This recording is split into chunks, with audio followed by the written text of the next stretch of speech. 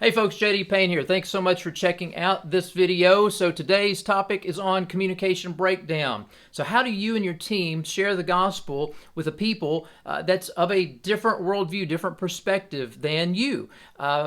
Maybe a people that even looks at you and your team and begins to say, wow, those people are kind of odd and strange. How do we effectively communicate the message of Christ in a way that hopefully will reduce the cultural stumbling blocks of what we bring to the conversation in order to get people to the stumbling block of the cross. So in today's episode, I want us to think about a TV program that I grew up on as a kid. It was always on as a rerun, and that is the Beverly Hillbillies. Beverly Hillbillies ran in the United States from 1962 to 1971. It was my favorite, still to this day, favorite television show of all time. For those of you that have not been blessed to watch it, get online, check it out. I'm sure there are videos out there for you to be able to see. You may want to check out the Giant Jackrabbit episode. It's one of my favorites. So what's every story about? Well, the story is really about the breakdown of communication and the clash of cultures. So what you have is a mountain family from the hills of Tennessee packing up and leaving their world because they discover oil on their property. And they move to Beverly Hills, California to live among some of the most wealthy people in the United States and find themselves in a completely different universe. And so the Clampett family sees a kangaroo, and a kangaroo is then to them a giant jackrabbit that is supposed to be shot and killed so Granny can cook it as rabbit stew for dinner. The swimming pool in their backyard is actually a cement pond. Every time the doorbell rings on their home or on their house, they can't figure out where the music is coming from, the chimes that play, but they know that every time they hear that music, within a moment or two, someone's going to be knocking on the door coming for a visit. Every episode is this clash of culture, this breakdown in conversation. And so I want us to spend some time today thinking about what are some ways in which you and your team can better understand the people that you're going to serve among to help try to break down some of that communication conflict, some of the communication problems that occur oftentimes when outsiders come into another team, come in from the outside into another area. And at the same time, what are some things that we could possibly do to help eliminate maybe some of the awkward cultural clashes that often take place whenever there is this interchange of peoples from different parts of the world together? So 10 things I want us to think about when it comes to understanding a people. So number one, we need to understand people geographically. The natural and man-made barriers that exist within a community, they often divide societies. They often separate cities. They often separate villages. They create different cultural contexts. We've heard the expression in the States, growing up on the wrong side of the tracks. Well, what does that mean? It often communicates this notion of growing up in a bad neighborhood. So when we think about understanding people geographically, we're asking questions. Are there certain barriers, again, natural or man-made in this area, that affect the way people think and interact with one another, that affect their traffic patterns, that affect where they go to school, that affect where they go to work?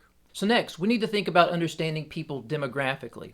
So demographics are stats about a people. So we're asking questions such as, what are the ages represented in this community? What about marital status? What about divorce rate? How about the numbers of singles living within the community? What about the number of children in this community? Demographics helps us understand things such as household size. It helps us understand things such as educational levels, literacy rate. All of these things can be very helpful in understanding a people in a particular area so that we can think through how best to communicate with them. Number three, we need to understand people culturally. What's their general lifestyle? What's their general worldview? We're asking questions about things such as their interests, their values, their hopes, their fears, the things that motivate them and lead them to think about what they would like in the future for both themselves and their families. Number four, we need to understand a people spiritually. So what are the faith traditions that are represented among this community? Maybe they are a community represented with a growing number of nuns, N-O-N-E-S, no religious preference whatsoever. How much of their religious viewpoint affects their daily lives? What are the sizes of the different religious traditions that are represented in this particular community? Are these people open to outside religious thought coming in and engaging them in conversation? So after we understand a people spiritually and we think about the size of various religious groupings within this community, it's important to also think about understanding a people politically. What are their political views and their philosophies? Now, if a particular group of people have migrated from one country of birth into the new country in which they're living, then ask questions about their politics, ask questions about their political views and philosophies from the country of birth, the country in which they had their formative years, because those are things that they're going to be bringing with them into this new location in which you and your team find yourselves. So number 6, we need to understand a people economically. So among the people to whom you and your team are going to serve, what do they see as a normal standard way of living? For them, what is considered wealth? For them, who is a wealthy person? For them, who is someone who is in poverty? So when you begin to think about understanding people economically, ask questions about, is this a cash-based society? And think about matters related to what do the people themselves consider as important that they must accomplish in order to experience economic lift, economic growth and development among their context. So next, we must understand a people historically. So oftentimes we get so caught up in the moment, we forget about the fact that people's pasts influence the present and, Lord willing, the future as well. So ask questions about what are the things that have taken place in the past 10, 20, 50, 100 years among a particular people that significantly influence the way they think and interact and live life in the present. Now, if a group has moved from one part of the world into the place where you and your team are serving, you're going to also need to ask questions about their historical background in those contexts as well, because they still have a bearing on the people group today wherever they are in the world. Next, we have to ask questions about understanding a people linguistically. And I would say even if you and your team are primarily working among a group that prefer to speak English, wanting to know how to speak English, maybe they have migrated to an English-speaking part of the world, and so they're seeking to learn English, that's wonderful, that's good. But at the same time, I would encourage you and your team to begin to understand the people linguistically. So, what is the language or languages that this particular group of people speak? How about the dialects as well? Ask the question about the heart language. So what is the language in which they prefer to communicate the deep emotional, spiritual aspects of life in their circles of influence? Okay, after we've asked questions about understanding a people in light of these 8 things, there are 2 things left that I want us to consider when it comes to understanding a people to be able to effectively engage them in conversation. The thing we need to ask next is related to the issue of the gospel. So what is the knowledge of the people in relation to the biblical gospel message? So what do the people know? How much do they know? This is a question that's important to ask. We cannot assume that they understand the gospel, even if there's been a history of the church in the context, even if there's been a history of other people that have come to serve in those areas. So we need to ask the question about what do they know about the gospel? So one of the tools that has been used over the years is what missiologists have come to refer to as the Ingles Scale. It's basically a diagram, and I'm sure you've seen variations of this, that's to help you and your team sort of understand where people are in their spiritual journey. Not everyone is at the same point.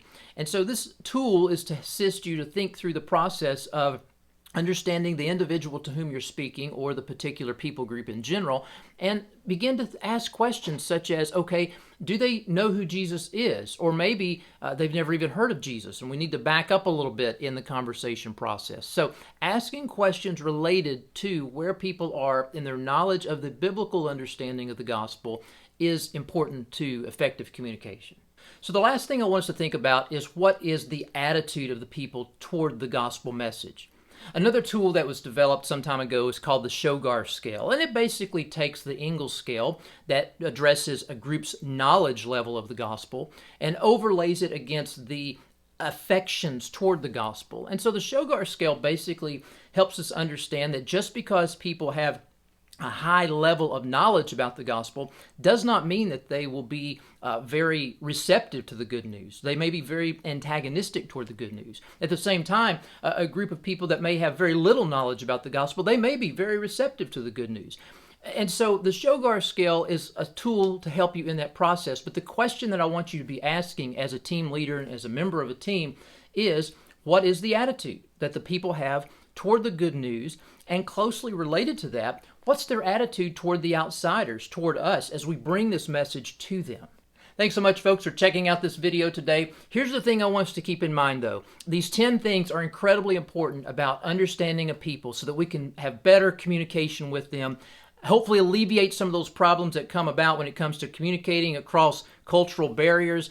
But here's the thing that's so important for us to keep in mind. The best source of the information comes from the people themselves. So you and your team need to get out, be among the people, and engage them as you share the good news with them. So if this video has been helpful to you, I want to encourage you to strike like, and as you've heard me say before, don't hide, subscribe, and show you care, share. See ya.